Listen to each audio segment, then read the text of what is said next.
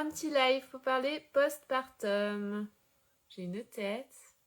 Ça fait toujours peur quand on passe en live. En fait, on se voit. Moi, je vois que moi, puisque je vous vois pas. Et c'est pas terrible. Hein. Mais bon, c'est pas grave. On va dire que ce qui est important, c'est ce que je raconte. Hello, Parentalité & Co. Caro Naissance. Salut. Ça sent les pros de la périnatalité par ici. C'est cool. Vous êtes quoi? Coach parental, doula, dites-moi hein, si vous avez envie. Salut Margot, salut Mélodie. Aujourd'hui, donc je sais pas si vous aviez vu dans la newsletter, mais j'avais envie de vous parler du postpartum. Grâce à une maman, alors j'ai mangé son pseudo, c'était pas un prénom classique, et qui m'a demandé ce thème-là, donc je me suis dit bah oui, cool. Tu brilles de l'intérieur, c'est beau, merci. C'est pas l'impression que j'ai, mais c'est vrai qu'il y a du soleil, ça donne un petit effet lumineux. Curieuse, ok. Pour Margot, salut Samira, salut Émilie, et bah c'est cool. Il y a déjà du monde, on va commencer. Et puis de toute façon, celles qui regarderont, qui auront loupé le début, il y aura le replay, normalement si ça bug pas. Et donc Caro, tu es accompagnante plus sophro. Ok, accompagnante à la naissance quand même, je pense, vu ton pseudo. Et Parentalité & Co, auxiliaire de puériculture, accompagnante périnatale et consultante en périnatalité. J'ai fondé le premier réseau périnatal et parental au Maroc. Bravo! Trop bien! Super! J'adore. C'est cool, en fait, je me rends compte que les lives, ça peut permettre de rencontrer des gens. Parce que je fais un petit peu plus attention aux commentaires. Alors, on est parti. Le postpartum. Alors déjà, j'ai trouvé ça super intéressant la façon dont la maman qui m'a contactée m'a demandé de me parler du postpartum. Parce que effectivement, parler du postpartum, c'est pas toujours évident pour moi, en tout cas, je trouve. Parce qu'on a un peu deux cas de figure parmi les mamans. Il y a les mamans qui ne se sont pas trop renseignées sur le postpartum, qui ont encore cette vision un peu idéalisée du postpartum, de quand on a un bébé, tout comme je pouvais l'avoir moi d'ailleurs avant d'avoir mon premier enfant. Je pensais naïvement qu'un bébé, ça allait dormir toute la nuit, que ça allait aussi beaucoup dormir en journée et que moi, fraîche et reposée après mon accouchement, j'allais le regarder dormir avec amour et que nous allions passer des journées assez calmes à changer des couches, à donner la tétée, mais voilà, que ça allait bien se passer. Et je trouve qu'il y a encore beaucoup de personnes qui ont cette vision-là, qui se disent que bah, le plus dur, c'est la grossesse, le plus dur, c'est l'accouchement, et qu'ensuite, le postpartum, bah, on verra bien, ça va aller. Après tout, il y a plein de gens qui sont passés par là. Et voilà, il y a encore cette vision là de la mère après l'accouchement qui est comblée par son bébé, qui doit être heureuse, qui doit être en joie et tout. Et en fait, le postpartum, c'est pas tout à fait ça. Ça peut être très challengeant et personnellement, je me suis pris une grosse claque en postpartum parce que je m'attendais pas du tout à ça. L'allaitement, ça peut être hyper prenant et franchement, bah ouais, on s'attend pas à ça. En fait, moi, je m'attendais pas à ce qu'un bébé passe autant de temps au sein, à être autant sollicité. C'est vrai qu'il dépend de nous, ça on le sait déjà avant de l'avoir, mais on pense pas que c'est aussi prenant, quoi. Un bébé, on peut presque pas le poser, on peut presque rien faire, en fait, avec ce bébé. Donc, le postpartum, c'est pas si évident que ça. Et à côté de ça, on a aussi les mamans qui, elles, se sont renseignées sur le postpartum, qui, du coup, ont suivi, par exemple, les comptes sur Insta ou d'autres choses, mais qui parlent beaucoup de tout ce qui est pas cool dans le postpartum et qui en mettent une bonne couche là-dessus. Et elles se disent est-ce que c'était vraiment une bonne idée de vouloir un enfant? Parce qu'en fait, je vais peut-être pas y arriver, quoi. Donc, on est un peu sur ces deux tendances-là. Et du coup, j'ai trouvé ça intéressant de me dire, bah ouais, comment je fais? Et c'est vrai que moi, même avec les mamans que j'accompagne, bah évidemment, je les préviens de ce qui va se passer pour le postpartum, de comment on peut se préparer au mieux. Mais au final, il y en a toujours qui me disent ah, mais je pensais pas que ça allait être si dur. Franchement, on n'en parle pas assez. Alors que moi, j'en ai parlé. Et Et d'autres qui me disent « Ah bah tu nous avais tellement dit que ça allait être dur que finalement je trouve ça facile. » Donc, et pourtant je dis la même chose à ces personnes-là. Donc après c'est aussi beaucoup une question de perception finalement. Donc n'hésitez pas à me dire, celles qui ont déjà accouché, comment c'était vous, votre postpartum. La plupart du temps, quand c'est un premier bébé quand même, on se prend une grosse claque, on s'attend pas à ça. C'est assez déstabilisant, je trouve. Et puis en plus, on a l'impression que on est sursollicité. On a en plus cet état d'hypervigilance au début. Donc on se dit, bon, bah c'est normal, mon bébé il dort pas. C'est normal, parce on a tout entendu ça, que les bébés au début ne dormaient pas. Et du coup, on se dit, bah c'est normal, mais je vais tenir le coup. Sauf qu'en fait, à force de tirer sur la corde, il y a un moment où on tient plus le coup. Et c'est pour ça, d'ailleurs, ouais, ça dépend aussi des bébés, Margot, tout à fait, bien sûr. Il y a des bébés qui sont beaucoup plus calmes que d'autres, il y en a qui sont beaucoup plus demandeurs que d'autres, mais la majorité des bébés sont quand même très demandeurs. Alors, les premiers jours sont souvent assez calmes quand même. Genre, le séjour à la mat, généralement, ils sont assez calmes, et quand on rentre à la maison, ting, ils se réveillent. Alors, c'est pas le fait de rentrer à la maison, hein, je pense pas. Mais déjà, bah, les premiers jours, ils sont un peu secoués par l'accouchement, eux aussi. Donc, ils se remettent un peu de leurs émotions. Et puis, il y a le tout démarrage de l'allaitement avec la montée de lait et tout ça. Et une fois que le lait arrive, bah, il y a un peu plus d'énergie. Et c'est là que, du coup, ils commencent à plus trop vouloir être posés. Mais c'est vrai qu'il existe des bébés très calmes.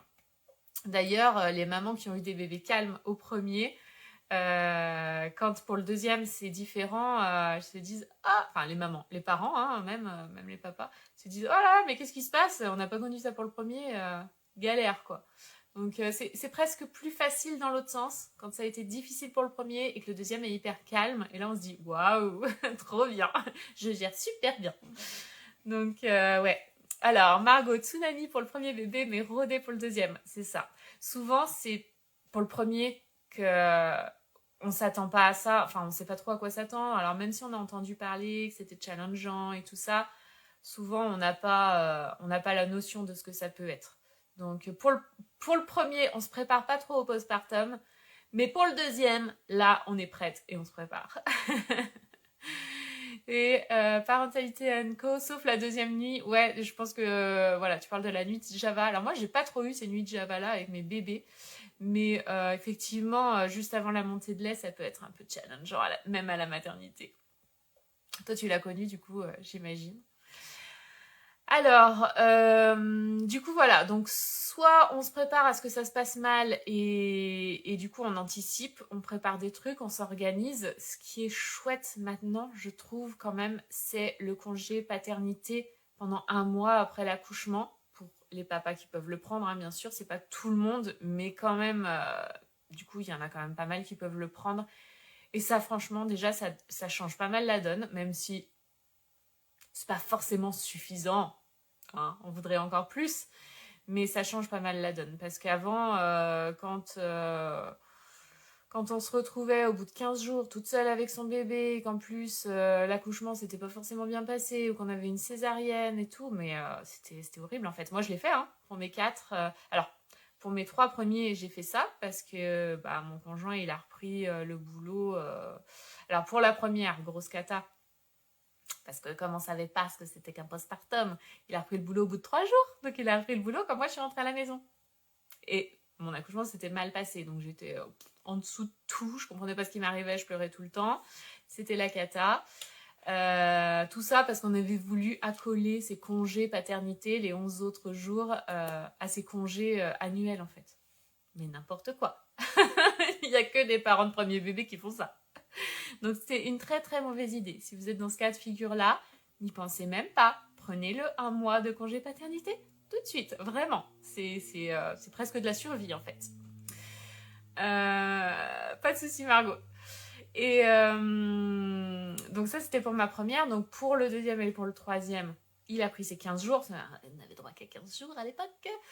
Donc il a pris ses 15 jours tout de suite. Cette fois-ci on n'a pas fait la deuxième bêtise. Et heureusement mes accouchements s'étaient bien passés. Donc au bout de 15 jours je me sentais à peu près d'aplomb pour continuer toute seule. Bon de toute façon en même temps j'avais pas le choix.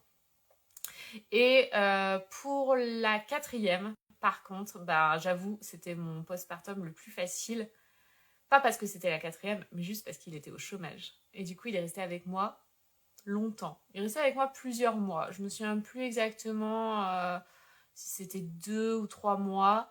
Mais du coup, il est resté avec moi longtemps. Et là, c'était vraiment bien. En plus, on avait les 3 autres à gérer avant. Donc, c'était indispensable, quoi. Mais moi, j'ai vraiment vu la différence. Donc, avoir quelqu'un avec soi tous les jours qui peut nous seconder, c'est vraiment super important. Après, je trouve que ça suffit pas. Le papa, c'est bien aussi de prévoir d'autres choses pour vous seconder parce que le papa, il est aussi un peu pris dans ses émotions, pris dans sa fatigue, des nuits et tout ça. Donc, ça peut être bien aussi d'avoir d'autres personnes qui viennent vous aider. Par exemple, si vous avez des aînés, avoir des personnes qui viennent s'en occuper. Bon, s'ils vont à l'école, il y a déjà l'école où ils peuvent passer la journée, mais qui est-ce qui va les emmener à l'école? Qui c'est qui va les ramener de l'école? Est-ce que c'est le papa ou est-ce que c'est quelqu'un d'autre? Et s'ils vont pas à l'école, si c'est des petits de 2-3 ans, et qui vont pas non plus chez la nounou, ça peut être bien qu'il y ait des personnes qui viennent chez vous pour s'occuper des petits, pour jouer avec eux, ou pour les sortir, les emmener au parc, parce que vous n'aurez pas forcément envie, ou pour les emmener chez eux, passer une journée avec les grands-parents et tout, ça peut être sympa. Ça permet aussi aux aînés qui grandissent d'avoir de l'attention de la part d'adultes à un moment où le bébé accapare quand même beaucoup l'attention. Mais du coup, d'avoir sa mamie qui vient le chercher, qui l'emmène faire une super journée avec des activités et tout, ça peut être super pour resserrer leur lien à eux, leur lien d'attachement à eux aussi, et du coup créer quelque chose de chouette dans la relation. Donc, il faut penser à ça pour le ménage. Le ménage. Sérieux, qui a envie de faire le ménage en ayant un bébé? Et en ayant des aînés, encore plus. Mais pourtant, c'est indispensable. Surtout, voilà. Donc, si vous êtes assez sensible au ménage, au fait que votre maison, elle doit être propre, rangée, et que c'est comme ça que vous vous sentez bien, sachez qu'après avoir eu un bébé, ça va être compliqué de faire le ménage et de ranger votre maison. Donc, on ne se met pas des objectifs trop hauts et on essaye soit de s'organiser, soit de faire petit peu par petit peu, soit de demander de l'aide. Demander de l'aide à sa famille, à ses amis, mais aussi à des associations d'aide à domicile. Elles sont là pour ça. Ou à une femme de ménage que vous embauchez en privé. Moi, à partir de mon 2e accouchement, j'ai à chaque fois sollicité les associations d'aide à domicile et à chaque fois, j'ai eu quelqu'un qui venait faire du ménage chez moi. Il y a une prise en charge qui est possible par les caisses d'allocation familiale, donc franchement, n'hésitez pas à aller demander. Moi, j'avais une super prise en charge parce qu'on ne gagnait pas énormément d'argent à l'époque. Du coup, 1 heure de... Alors, je vous donne les chiffres de l'époque, ça a peut-être un petit peu augmenté depuis, mais 1 heure d'aide à domicile, chez nous, c'était 21 € de l'heure. Donc, autant vous dire qu'on ne pouvait pas se permettre de payer ce prix-là. Mais en fait, l'association a fait le dossier à la CAF pour demander une prise en charge. La CAF a accepté. Et en fait, on payait genre 2 € de l'heure, je crois. Franchement, 3 € max, mais non, c'était pas 3 €. C'était 2 € quelque chose. Enfin, il y avait des centimes, quoi. Et du coup, évidemment que c'était super intéressant. Et en plus, j'avais quelqu'un qui venait chez moi faire le ménage 4 heures par semaine. J'avais droit à 4 heures par semaine pendant 6 mois. C'était royal, franchement. C'était trop bien. Ma maison a jamais été aussi propre. Parce que voilà. Et j'ai une grande maison en plus. Mais non, c'était vraiment bien. Alors après, c'est vrai que ça dépend un peu sur qui on tombe, qui vient faire le ménage. Faut pas être trop maniaque sur les façons de faire, sur les façons d'utiliser les produits et tout ça. Moi, je me suis pris des petites réflexions aussi pas très sympas de certaines personnes qui venaient faire le ménage, du genre « Ah mais non, mais faut pas acheter ce produit, madame, il faut acheter l'autre. » Oui, je fais ce que je veux en fait. Non, je n'achèterai pas ton sif pour le lavabo et oui, tu vas utiliser le vinaigre blanc. Donc voilà, après... C'est votre maison, vous achetez les produits que vous voulez et tout. Sachez juste qu'il y en a qui se permettent des réflexions. Mais en fait, laissez-les couler là. Elle fait le ménage. Si vous n'entendez pas trop avec elle, vous lui expliquez ce qu'il y a à faire et vous la laissez faire ou changer de pièce. Vous n'êtes pas obligé de rester avec. Si au contraire, vous vous entendez bien avec elle et que vous avez aussi envie d'échanger, parce que ça peut faire du bien aussi quand on est toute seule toute la journée avec un bébé, d'échanger avec un adulte, vous pouvez rester avec elle, faire un petit peu de rangement pendant qu'elle nettoie. Voilà. Au début, j'avoue, j'étais hyper stressée Les premières fois où quelqu'un venait, j'étais hyper stressée. Et du coup, avant qu'elle vienne, je me mettais à ranger toute la maison et tout, en me disant, oh là là, qu'est-ce qu'elle va penser? C'est le gros bazar et tout. Donc je me mettais à tout ranger. Et au fur et à mesure des séances, je me suis détendue. Et enfin, faut bien vous dire qu'elles viennent là pour ça, pour vous aider, justement. Donc au fur et à mesure, je ne rangeais plus à l'avance. Par contre, je rangeais quand elle arrivait en fait. Au moment où elle arrivait, le moment où elle met ses chaussures d'intérieur, tout ça, qu'on se dit bonjour, hein, moi je commence à ranger. Et puis souvent après, vous prenez une habitude. Par exemple, si elle commence par les plans de travail, vous commencez à ranger les plans de travail, elle nettoie derrière. Puis après, vous rangez le sol et puis comme ça, elle peut passer l'aspirateur. Enfin, on trouve un moyen de fonctionner qui fait que finalement, ça devenait presque agréable parce que moi je rangeais, elle nettoyait, on discutait en même temps et c'était plutôt cool. Et celles avec qui je m'entendais pas, je leur disais je vais m'occuper du bébé dans une autre pièce et puis je les laissais faire. Donc pensez-y au truc d'avoir une femme de ménage. Premier bébé et impossible de le déposer pour faire mon ménage. Ouais. Et ça, il y a 2 solutions. Il y a prends quelqu'un pour faire ton ménage. Comme ça, t'es pas obligé de le poser. Et pour ranger, faut tu fais comme tu peux. Tu fais à une main, voilà. Et l'écharpe de portage ou un moyen de portage, un porte-bébé aussi pour porter. Les bébés, en fait, quand on bouge, après, ils sont contents. Donc, passer l'aspirateur avec un bébé en écharpe, les bébés, ils kiffent en principe. Hein. Ils aiment bien le bruit de l'aspirateur. Donc, voilà. Mais pas tout de suite après l'accouchement, quoi. Prends le temps de te remettre d'abord, physiquement, de l'accouchement et tout ça, avant de te lancer dans ton ménage. Les premières semaines, on devrait rien faire, entre guillemets. Enfin, normalement, je sais pas si vous avez tout entendu parler du mois d'or, mais le mois d'or, ça vient de la médecine chinoise. C'est les 40 jours qui suivent l'accouchement. Ça existait aussi avant, hein, chez nous, en France. Moi, ma grand-mère m'en avait parlé des 40 jours. En fait, les 40 jours, ça s'appelait les relevailles. Ça voulait dire que pendant 40 jours, la maman, elle restait la plupart du temps couchée avec son bébé. Et c'est d'autres personnes qui venaient de l'extérieur pour s'occuper de la maison, pour s'occuper des aînés, pour s'occuper de toute l'intendance, en fait. Et au bout de 40 jours, elle reprenait ses activités tranquillement. Mais ça, c'était dans une vie, dans une autre vie, où les femmes, elles vivaient dans les villages, où tout le monde se connaissait, où tout le monde savait qu'elle avait un bébé, et où du coup, les voisines, les sœurs, les amis, tout le monde venait aider, en fait. Là, maintenant, on a tout un peu déménagé loin de nos familles, on connaît pas forcément les gens du village, et puis les gens du village vont pas forcément frapper à notre porte. « Ah, vous venez d'avoir un bébé, je viens faire du ménage !» Enfin, ça se fait plus, en fait. Et en plus, on va pas les solliciter pour ça.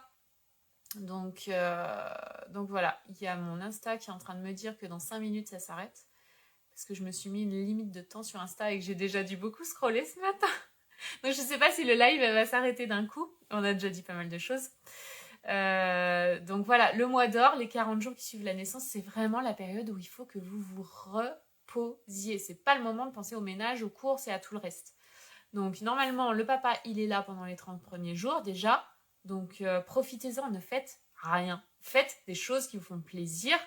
Bien sûr, si vous voulez participer, faire des trucs, ne vous en empêchez pas. Mais écoutez-vous, écoutez votre corps. Si vous êtes fatigué, vous retournez vous allonger en fait. On fait rien qui nous fait forcer. En tout cas. À part s'occuper de notre bébé. Mais voilà, c'est tout.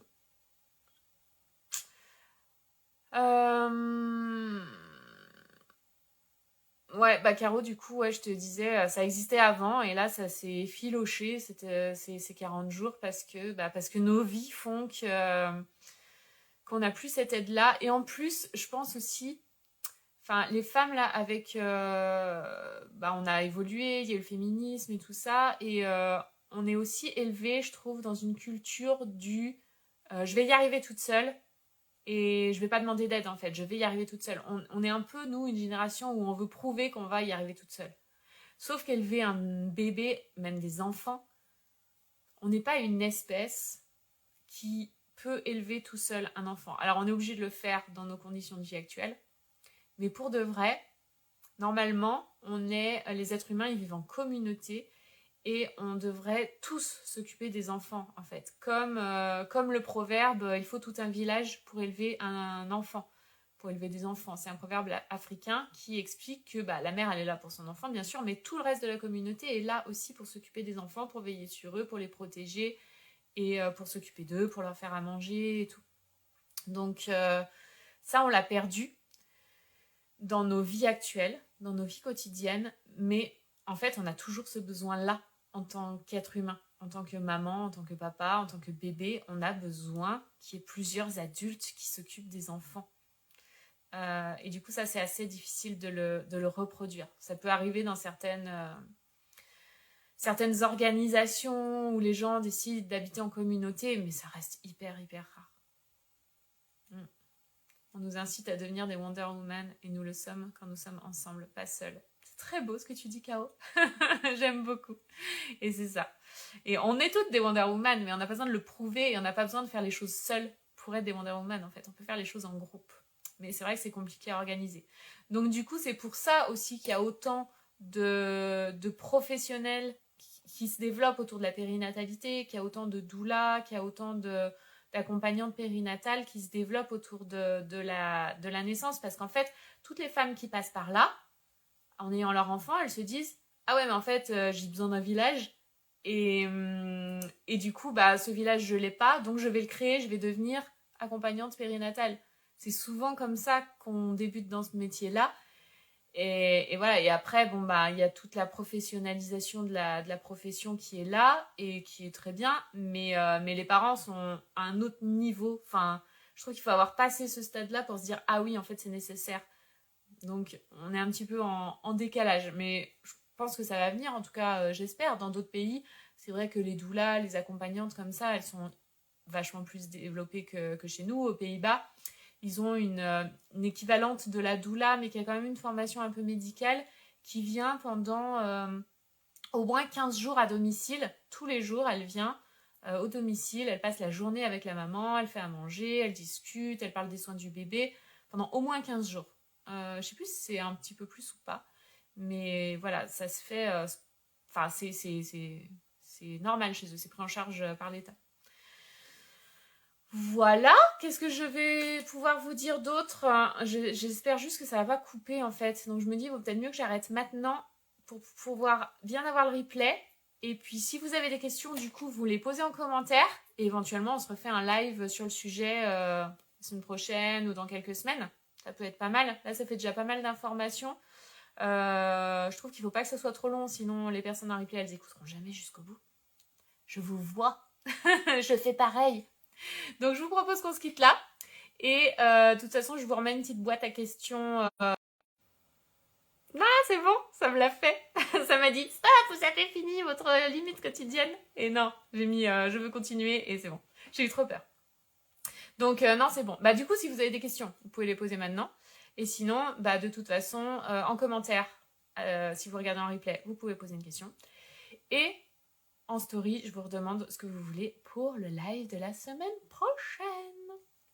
Ça marche comme ça?